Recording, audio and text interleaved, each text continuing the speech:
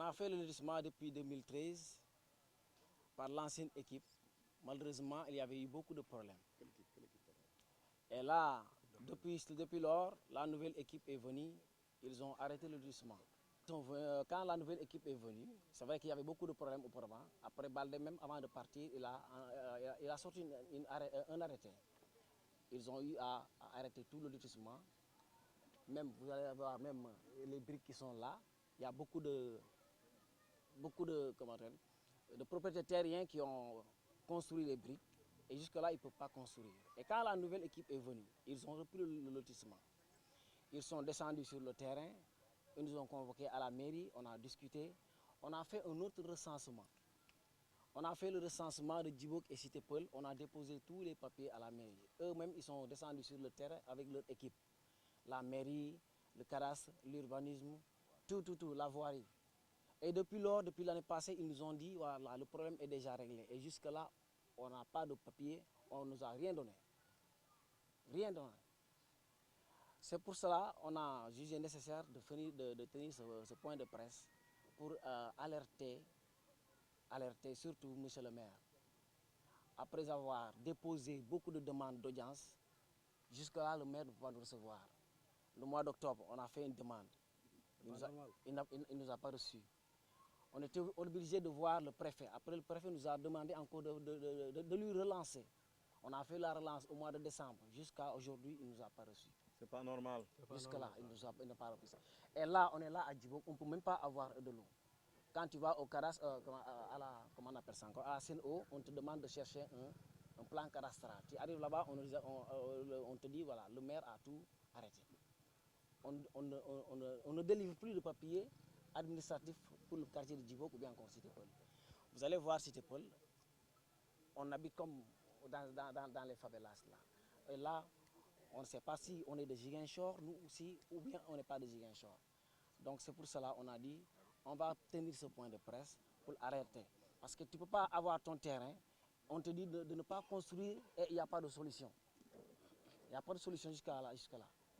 Donc nous interpellons directement le maire par rapport à la situation de Djibok. Parce qu'il nous avait promis l'année passée, avant l'hivernage, qu'ils vont régler le problème là. Jusque-là, rien. Donc, on est encore en début d'hivernage. On ne peut pas attendre, franchement. On ne peut pas attendre. Ils sont dans leur maison, bien habités. Nous, on est là, on patauge dans l'eau, mais pendant l'hivernage. Donc, on veut vraiment qu'ils nous règlent le problème de Djibok avant même la fin de l'hivernage. Sinon, après la fin de l'hivernage, celui qui a son terrain, il va construire. On n'a pas élu des gens pour qu'ils soient des poltrons. On n'a pas élu des gens pour qu'ils fuissent des questions. On a élu des gens pour qu'ils règlent nos problèmes. Et ils doivent régler nos problèmes. Ils doivent savoir qu'ils sont payés avec l'argent du contribuable sénégalais. Aussi bien le président, le préfet, le gouverneur, les ministres, les directeurs généraux, les maires, les présidents de conseils départementaux. Vous devrez être au service des communautés et non à vos propres services. On vous a élu pour être au service de ces communautés-là qui, de part et d'autre, chaque fois crient le ras-le-bol. Et ça ne doit pas se passer comme ça. Le maire de Ziguinchor, vous avez vu qu'on lui jette beaucoup d'opprobre. Pourquoi on lui jette de l'opprobre? C'est parce que c'est dans sa démarche.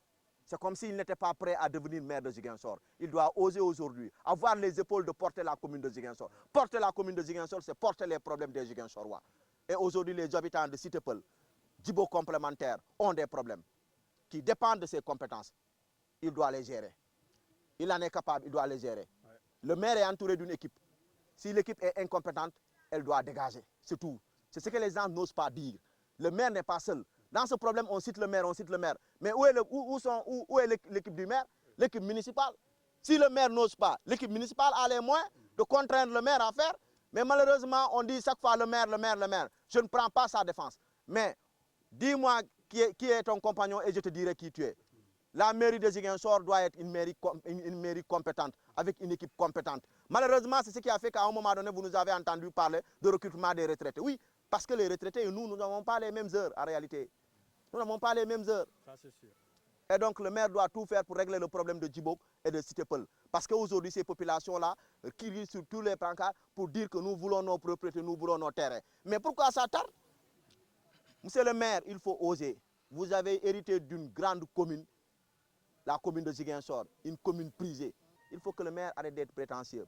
Et quand les gens se déplacent pour venir vous voir, vous leur parlez de rendez-vous, de rendez-vous. Si votre directeur de cabinet n'est pas capable de prendre des rendez-vous et de vous les fixer et de vous les dire, mais autant ôtez-vous de lui, c'est mieux. Laissez-le partir.